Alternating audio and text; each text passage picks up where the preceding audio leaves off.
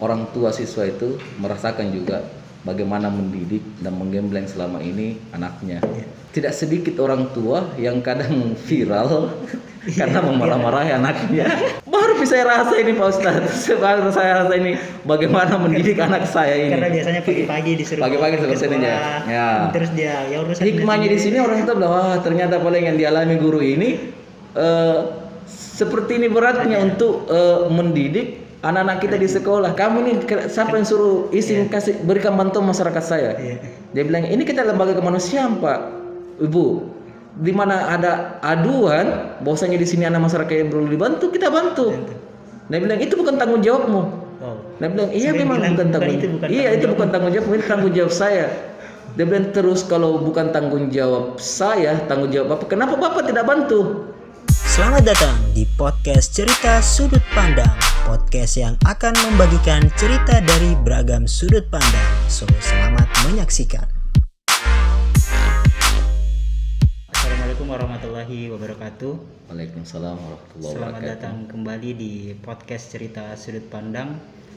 Pada episode kali ini kita kedatangan narasumber yang cukup termasuk bagi saya sangat menginspirasi, apalagi pas saya masih anak-anak di sekolah dasar SD Teladan, salah satu sekolah dasar di Kabupaten Bantaeng, Sulawesi Selatan. Dan juga belakangan ini cukup menarik banyak perhatian dengan salah satu organisasi kemanusiaannya yaitu ACT. Langsung kita perkenalkan saja Ustadz Jumahir. Bagaimana kabar Ustadz?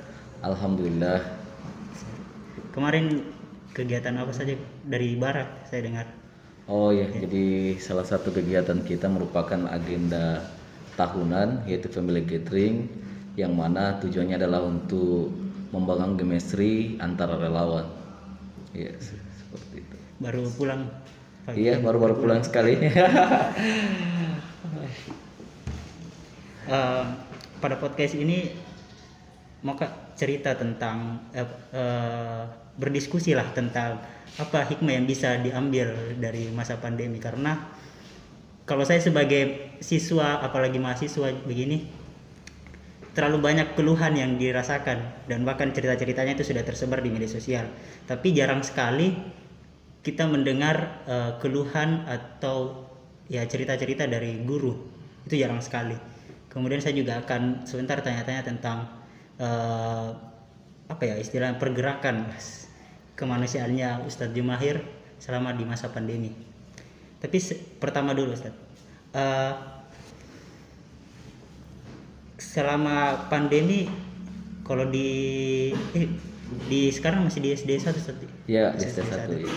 Bagaimana pembelajarannya sekarang Ustadz? Jadi pembelajaran yang dilakukan selama pandemi ini itu ada dua bentuk. Yang pertama ada luring, yang kedua adalah daring. Iya. Jadi luring ini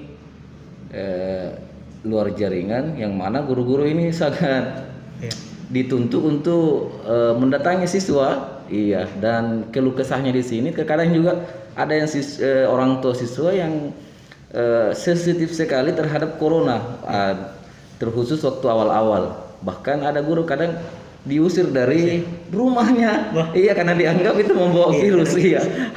Iya. Bahkan ada teman guru juga yang kadang diusir dari rumah karena dianggap ini masa pandemi, jangan sampai menularkan virus.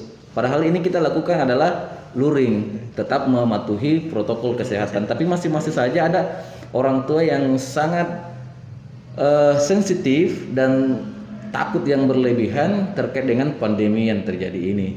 Kemudian ada juga yang dilakukan dengan daring. Nah, daring ini keluhannya di sini adalah banyak ternyata guru-guru ini yang tidak terlalu menguasai namanya teknologi, sehingga hikmah di balik pandemi juga ini adalah yang tadinya guru itu bermasa bodoh untuk mempelajari teknologi, akhirnya setelah pandemi ini mereka dituntut untuk bagaimana bisa mengedit video, membuat video, kemudian bisa mengajar dalam jaringan atau jarak jauh seperti itu. Wah, menarik sekali. Bukan cuma guru Ustaz, siswa pun dan mahasiswa pun yang awalnya tidak begitu tertarik untuk mengeksplor teknologi, akhirnya dipaksa untuk, saya pun baru tahu ada aplikasi Zoom pas pandemi ini Ustaz. Padahal kabarnya sudah berapa tahun yang lalu begitu sudah muncul. Ini menarik sekali. Nah, bagaimana terus Ustadz meyakinkan orang tua yang menolak datang ke rumahnya memberikan pembelajaran? Tidak ada jalan lain. Jalan lain adalah kita tetap mengalah. Bagi kita klasifikasikan orang tua yang tidak mau dikunjungi, ya kita tidak kunjungi karena itu bahwasanya menganggap bahwasanya ini resiko tinggi untuk karena dianggap kita ini menularkan. Bahkan yang sangat menarik ini, biasa kita kalau luring ini kadang kita melewati sungai, pematang sawah, bahkan tidak sedikit biasa guru jatuh di sungai. Karena mengantarkan jarak rumahnya siswa itu kadang berbeda-beda, ada yang di tengah sawah, ada yang di pinggiran sungai seperti tempat mengajar saya, ada kadang yang di tanggul-tanggul itu kayaknya kita lewati, dan memang sangat berisiko sekali. Tapi walaupun demikian, tetap kita sebagai guru bagaimana adalah mendidik dan sebagai pelanjut generasi kita. Jangan sampai gara-gara masa pandemi ini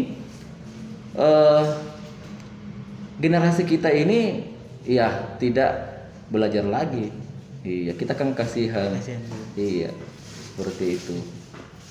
Nah, selain memberikan pembelajaran di masa pandemi yang tentu dengan tantangan yang cukup besar, saya kira seperti itu. Saya juga dengar beberapa kabar bahwa Ustaz cukup aktif di ACT, salah satu pergerakan kemanusiaan yang saya bisa bilang paling moncer lah di Kabupaten Bantaeng selama pandemi seperti itu.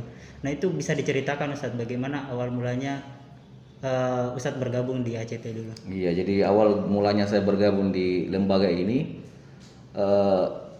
bertepatan dengan awal mula pandemi. Jadi kalau kita ditanya bahwasanya kapan terbentuknya MRI ACT Bantaeng, saya umuran dengan corona.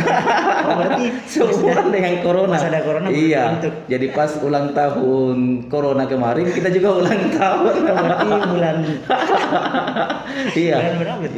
Jadi di bulan sebenarnya bulan tapi di bulan 4 itu puncaknya di Bantaeng ini. Dari bulan-bulan itu juga, bulan 4 itu kami diamanahkan, diberi tugas menjadi ketua MRCT Bantaeng. Dan semenjak itu, ketika kita melihat ketakutan masyarakat, sehingga kita berinisiatif untuk melakukan penyemprotan pada saat itu di kampung-kampung. Dan ini sangat antusias diterima oleh masyarakat. Karena kenapa? Karena pada saat itu masyarakat betul-betul takut dengan yang namanya pandemi ini, karena mereka melihat di televisi yang terjadi di Rusia, yang terjadi di Cina, mereka betul-betul merasakan takut, sehingga ketika ada penyemprotan mereka antusias, bahwasanya menerima dengan senang hati karena dianggap bahwasanya ini adalah salah satu ikhtiar untuk membasmi yang namanya virus corona.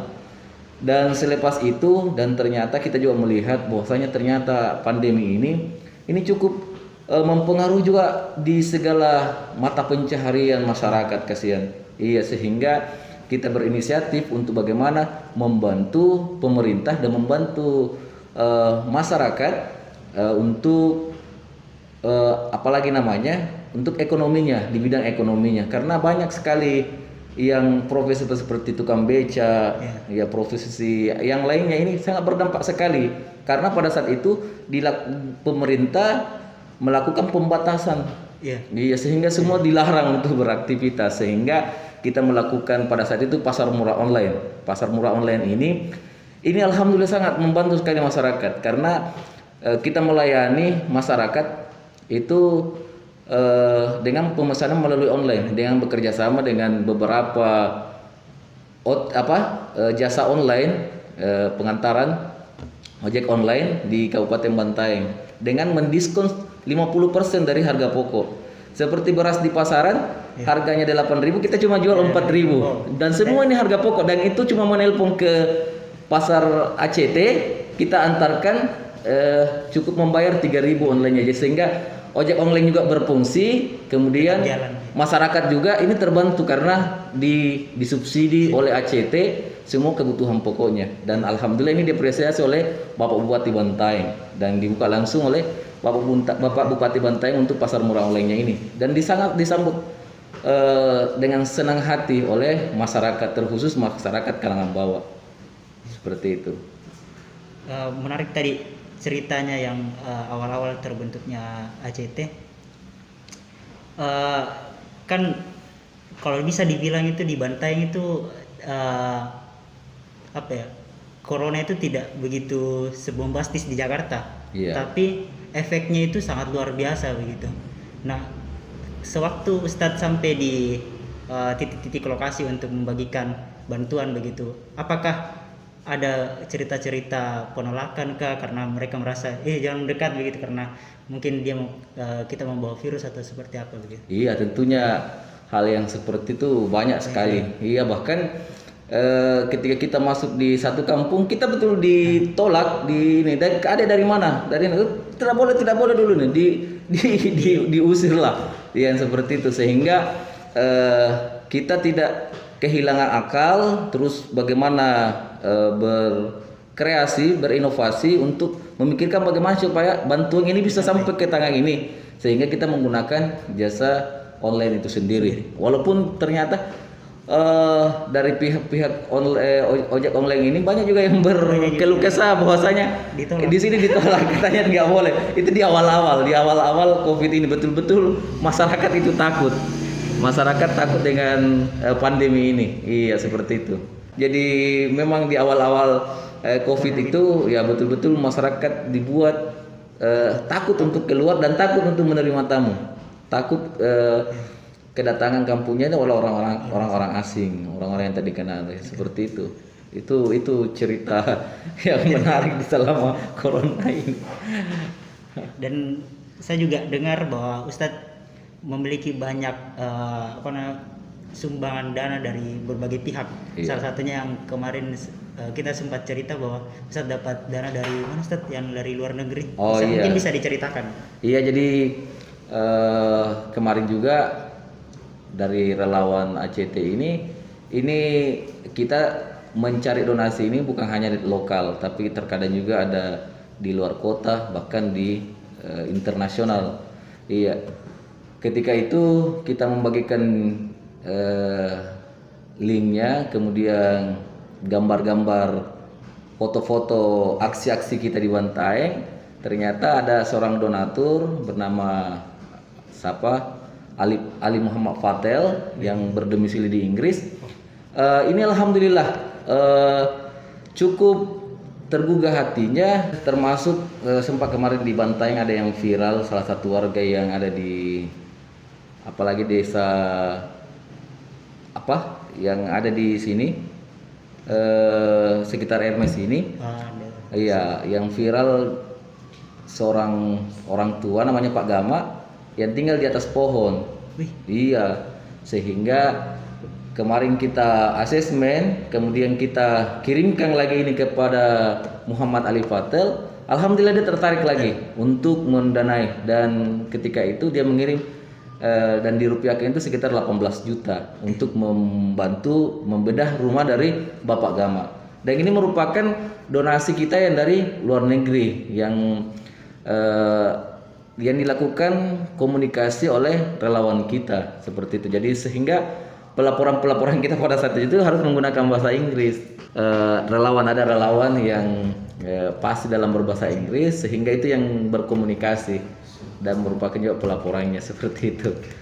Iya, dan inilah yang aksi-aksi kita ini banyak didukung di situ, sehingga alhamdulillah kita bisa melakukan aksi-aksi kemanusiaan secara masif, dan hampir setiap hari kita memberikan bantuan kepada masyarakat. Ada juga program kita namanya Butato Kerlen. Butato Kerlen ini merupakan program aduan. Jadi ketika masyarakat ada yang mengadu, di sini ada masyarakat saya, itu kita bantu. Kita melakukan pendampingan. Jadi kita membawakan di sana sembako 9 bahan pokok, dan kita pantau setiap kali 2 minggu kita bawakan lagi sembako, kita pantau terus seperti ini. Dan itu di masa pandemi. Dan ini kalau ada laporan, jadi kita berani masuk di kampung itu karena ada laporan sendiri. Kita masuk di sini karena ada laporan warganya di sini. Seperti itu. Itu yang kita lakukan. Jadi berbagai macam upaya-upaya yang kita lakukan supaya kita bisa nembus menyalurkan bantuan seperti itu. Selama turun di lapangan, ada enggak satu cerita menarik yang paling berkesan? Oh iya. Bersama ACT turun iya. Khususnya di masa pandemi, Ustaz. Waktu di masa pandemi, iya. Ini waktu kita bawa bantuan di salah satu kampung yang ada di Bantaeng ini waktu kita membawa bantuan, kita ini diserang sama warga. Bahkan dianggapnya ini adalah kita lembaga dari pemerintah. Sampai diadakan penolakan. Ayo seperti ini. Bahkan lucunya karena kita juga tidak tahu masalah, orang sudah bawa parang semuanya. Dan dia marah-marah itu akhirnya kita lari. Yang namanya manusiawi, kita juga harus lari dulu menyelamatkan diri. Iya, dan pada saat itu kebetulan daerahnya daerah sekitar pesisir kota, dan melalui jembatan-jembatan kecil bambu. Sampai ada teman itu yang terjatuh karena ketakutan. Dia menganggap kalau mau membantu di sini warga, jangan cuma 2-3 tapi harus keseluruhan. Yang adil dong. Seperti itu. Jadi kita ini bukan lembaga dari pemerintah, kita ini cuma lembaga sosial amanah dari donasi seperti, tapi dia tidak mengerti. Akhirnya dia masuk ke rumahnya, ambil parangnya, karena kita ini namanya manusia, kita takut, kita lari pada saat itu. Iya, jadi ada juga apalagi namanya iya itu kesan-kesangan juga yang seperti itu. Iya. Jadi bagaimana donasinya, Sir? Jadi disalurkan. Ya, ketika itu tidak jadi kita salurkan di kampung itu. Malah relawan tidak ada yang berani ke sana. Dia bilang kalau ke sana saya tidak angkat tangan lagi. Ke sana. Iya, karena tidak bisa dipungkiri masyarakat ya kalau yang namanya bantuan ya selalu sedikit-sedikit bahwasanya harus dibagi secara rata. Karena kita semua ini berdampak dari pandemi, mau dia kaya, mau dia miskin, semuanya kita ini berdampak. Artinya berdampak kita ini tidak bekerja. Seorang pedagang yang di pasar dia tidak pergi menjual lagi karena pasar tutup, sehingga dia bilang kita juga perlu dibantu karena perekonomian kita terhenti selama pandemi. Masuk akal juga sih. Cuman persoalannya kita ini lembaga ya cuma mengandalkan yang namanya donasi, sehingga kita memprioritaskan dulu yang paling artinya berdampak dan sisi ekonominya memang terbawah dibandingkan dengan yang lain seperti itu. Di antara cerita-cerita Ustadz itu, Ustadz, apa Ustadz sendiri tidak takut?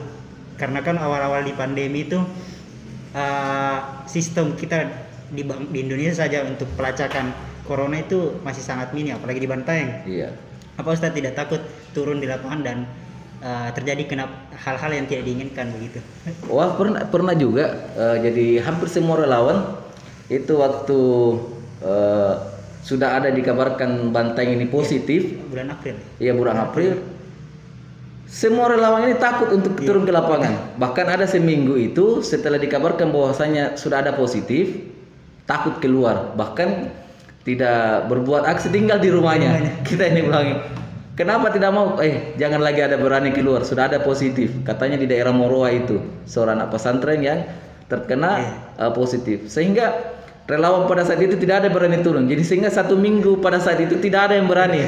Sehingga lama kelamaan kita mengatakan, tapi kalau kita tidak aksi ini banyak sekali sudah aduan-aduan dari masyarakat ini, karena kita sudah membuka program Buta Toker Lane. Ada aduan lagi ini, masa kita tidak sehingga dibilang kita serahkan saja, tetap kita ikhtiar dengan cara mematuhi protokol kesehatan dan tetap kita bertawakal kepada Allah dengan niat untuk membantu sesama manusia, sehingga pada saat itu kita tetap jalan. Walaupun awalnya 1 minggu itu kita takut juga. Yang namanya manusiawi, yang namanya karena kita anggap sudah ada yang terkena di Bantaeng, sehingga ini berpotensi besar untuk menularkan ke lain.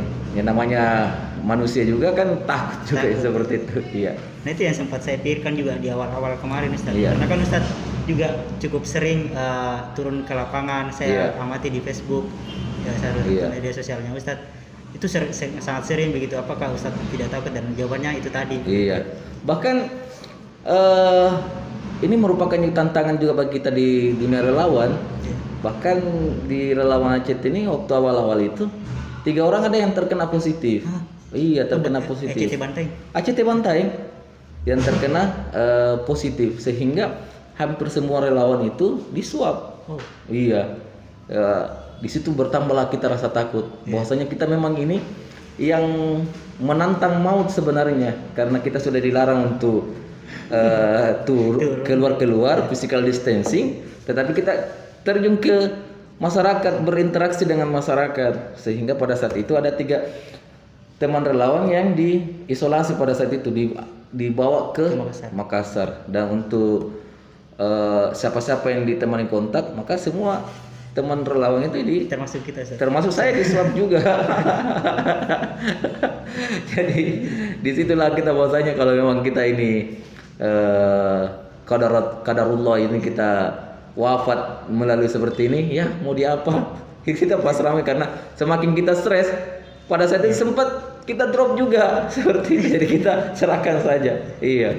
Bahkan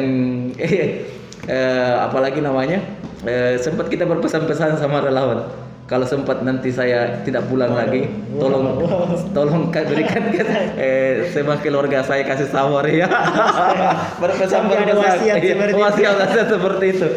Bahkan saya juga, kan saya sudah drop juga, sudah disuap, nunggu hasilnya. Saya itu setelah tahajud, kemudian gara-gara stres saya juga sempat sesak napas di bawah. Jadi saya berpesan, kalau nanti juga saya gara-gara ini, tolong keluarga saya. Sudah ada pesan-pesan. Iya, sudah ada pesan-pesan karena rasa takutnya, karena ada beberapa teman relawan yang sudah diisolasi di Makassar, kita semua juga ikut disuap pada saat itu. Luar biasa. Luar biasa.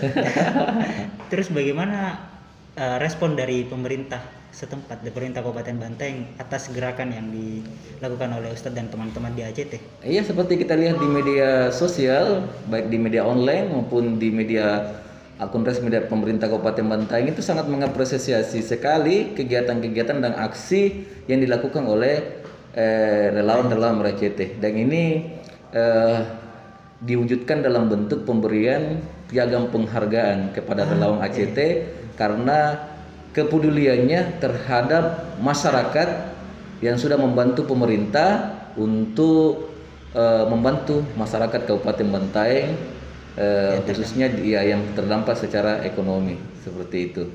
Ini dan video-video yang beredar juga banyak secara langsung Bapak Bupati Banteng mengucapkan terima kasih terhadap dan mengapresiasi aksi-aksi yang dilakukan oleh relawan ACT, seperti itu. Nah, terakhir Ustadz, di antara semua lika-liku selama pandemi yang Ustadz alami sebagai guru dan sebagai aktivis kemanusiaan, apa hikmah yang bisa diambil daripada semua itu? Jadi hikmah, ya, sebagai guru. Ketika guru, hikmah yang saya ambil adalah di sini kita hikmahnya adalah orang tua siswa itu merasakan juga bagaimana mendidik dan menggembleng selama ini anaknya, bahwasanya tidak semua anak itu sama-sama karakter dan daya tangkapnya, sehingga tidak sedikit orang tua yang kadang viral karena memarah-marahi anaknya, karena banyak di Instagram juga banyak, karena kerepotan dan kesusahan ini, dan itu tidak dibantai juga terjadi seperti itu. Dia bilang, baru bisa saya rasa ini Pak Ustadz, baru saya rasa ini bagaimana mendidik anak saya ini. Karena biasanya pagi-pagi disuruh seperti ini ya. Terus dia ya urusan hikmahnya di sini orang itu bilang, wah ternyata paling yang dialami guru ini seperti ini beratnya untuk mendidik anak-anak kita di sekolah. Kita ini Pak Ustadz cuma mendidik dan mengajari cuma 1-2 di rumah. Bagaimana kalau guru di sekolah yang menghadapi 30 sampai 40 siswa dengan berbagai macam karakter? Ini salah satu hikmah yang sangat menarik yang saya rasa. Dan yang kedua adalah yang tadinya guru itu bermasa bodoh untuk belajar mempelajari teknologi, akhirnya seolah-olah harus suatu keharusan. Tidak boleh tidak karena ini salah satu jalur yang jalur bisa untuk dilakukan untuk ini. Apalagi di awal-awal pandemi ini cuma satu, yaitu melalui daring. Belum ada diperbolehkan luring. Jadi saya berharap melalui podcast ini, berharap kepada orang tua siswa bahwasanya muliakanlah guru anakmu sehingga ilmu yang didapatkan oleh anakmu itu menjadi berkah, dan insya Allah ketika berkah maka anakmu akan berguna bagi bangsa dan negara. Amin, amin. Iya, seperti itu. Muliakan gurumu. Selanjutnya hikmah dari Ustadz sebagai aktivis kemanusiaan bergerak pada masa pandemi ini. Iya, hikmah di ini banyak sekali. Bahkan pernah juga saya diteror oleh beberapa. Iya, kita diteror terkait. Wow, saya kira semua support begitu, tidak. Tidak, karena seperti ketika kita memberikan bantuan, kemudian kita upload, itu kadang juga ada yang marah, kamu itu bukan tanggung jawabmu itu, ini saya, kamu tidak minta izin terhadap pemerintah sini, kita ini sampai apalagi namanya, terus dicaci pertanyaan oleh LSM, kenapa masyarakatmu lebih perhatian relawan ACT dibandingkan pemerintah setempatnya, bahkan kita banyak dapat ancaman, telepon gelap, awas ya, nanti kita hati-hati, kamu belum tahu saya ya. Seperti itu. Iya, jadi betul-betul juga nyawa taruhannya. Ada juga kasus kemarin, ini istrinya yang melapor bahwasanya minta bantuan untuk dibantu bantuan pengobatan suaminya. Terus kita sudah datangi, tapi tidak apa-apa ini diupload Bu, karena kita biasanya untuk mencari donasi, galang donasi itu kita upload fotonya. Memang nggak apa-apa, yang penting saya bisa dapat bantuan. Terus kita upload. Alhamdulillah 2 hari kita upload sudah banyak donasi yang masuk. Ada yang berdonasi mungkin sekitar 1 jutaan lebih. Ini baru 2 hari sudah ada bicara. Terus pihak keluarganya yang lain ini agak merasa malu dan menteror kita.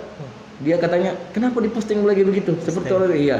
Jadi di ini bahkan sampai ada yang melapor ke polisi, ada yang melapor ke sini. Jadi memang betul-betul tantangannya juga banyak sekali menjadi relawan seperti ini. Jadi kebaikan yang kita lakukan ini saja tidak cukup hanya niat dan keinginan saja, tetapi harus diperkuat dengan administrasi.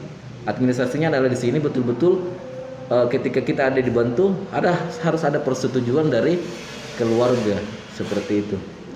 Jadi banyak hal yang ini, kadang kita membantu di masuk lokasi sini, kadang tidak, ada yang merasa tersinggung. Kenapa ini? Karena terkadang juga LSM yang ada beberapa LSM yang terkadang membesar-besarkan ini. Bilang, kenapa itu cuma ACT yang datang? Masa lebih banyak pedulinya ACT terhadap masyarakatmu dibandingkan kamu yang terhadap pemerintah? Mana pemerintah desanya? Sehingga pemerintah desanya ini kadang tidak terima begitu. Tidak terima, kadang meneror kita. Kamu nih siapa yang suruh izin kasih berikan bantuan masyarakat saya? Dia bilang, ini kita lembaga kemanusiaan Pak, Ibu. Di mana ada aduan bahwasanya di sini ada masyarakat yang perlu dibantu, kita bantu. Dia bilang, itu bukan tanggung jawabmu. Dia bilang, iya memang bukan tanggung jawab. Iya, itu bukan tanggung jawab, itu tanggung jawab saya. Dia bilang, terus kalau bukan tanggung jawab saya, tanggung jawab Bapak, kenapa Bapak tidak bantu? Iya kan, seperti itu. Kenapa harus masyarakat yang membutuhkan ini datang ke ACT untuk diberikan bantuan? Jadi menjadi relawan juga itu, tantangannya adalah banyak sekali. Terutama banyak bersabar. Iya, jadi perlu memang tetap kita bersabar, kemudian tetap apalagi namanya menjalankan aturan organisasi untuk bagaimana menjaga hal-hal yang tidak kita inginkan, seperti itu. Oke, kita sudah sampai di sesi terakhir dari podcast ini. Mungkin ada satu patah kata yang mau disampaikan oleh Ustadz yang mungkin belum disampaikan tadi sebelum kita mengakhiri podcast ini. Oh iya, jadi pesan saya kepada kita semuanya, terkhusus bagi diri saya, adalah segala sesuatu yang terjadi di dunia ini itu pasti ada hikmahnya. Dan kita jangan selalu beranggapan negatif terhadap sesuatu kejadian yang ada. Contoh saja film Malin Kundang. film Malin Kundangnya ini tidak semua juga yang tidak perlu dicontoh. Kita juga ada sesuatu hal yang positif, ada hikmah yang dibalik cerita Malin Kundang ini. Kita tiru yang baiknya, yang positif. Apa positif dari Malin Kundang? Malin Kundang mau bekerja keras, mau pergi merantau, bekerja keras untuk mengubah kehidupannya. Akhirnya alhamdulillah dengan tekad dan ikhtiarnya itu, akhirnya kehidupannya berubah menjadi orang kaya. Yang tidak bisa dicontoh adalah ketika sukses jangan sampai melupakan orang tua. Itu yang tidak boleh. Jadi segala sesuatu yang ada di muka bumi ini pasti termasuk ada hikmahnya, termasuk corona ini. Pasti ada hikmah di balik sisi mata koin. Iya, sisi mata koin. Jadi kita jangan selalu lihat negatifnya saja. Pasti di setiap peristiwa fenomena yang terjadi yang kita anggap ini adalah negatif untuk kehidupan kita, di balik itu pasti ada hikmah di baliknya yang dititipkan Allah. Itu mungkin. Ya, terima kasih banyak Ustaz atas kesempatannya. Ini sangat menginspirasi buat sobat-sobat pendengar di podcast Cerita Sudut Pandang ini, karena ya perjuangannya Ustadz sebagai guru apalagi sebagai aktivis kemanusiaan ini tidak banyak loh yang mau apalagi sebagai aktivis kemanusiaan tidak banyak yang mau turun tangan langsung untuk membantu masyarakat begitu, karena memikirkan dirinya sendiri saja sudah kerepotan apalagi harus memikirkan masyarakat begitu. Oke, terima kasih banyak Ustadz sudah menyempatkan hadir di podcast ini. Terima kasih banyak. Itulah tadi diskusi kami dengan wawancara kami dengan Ustadz Jumahir. Sampai jumpa di podcast selanjutnya. Assalamualaikum warahmatullahi wabarakatuh. Waalaikumsalam warahmatullahi wabarakatuh. Selamat datang di podcast Cerita Sudut Pandang, podcast yang akan membagikan cerita dari beragam sudut pandang. So, selamat menyaksikan.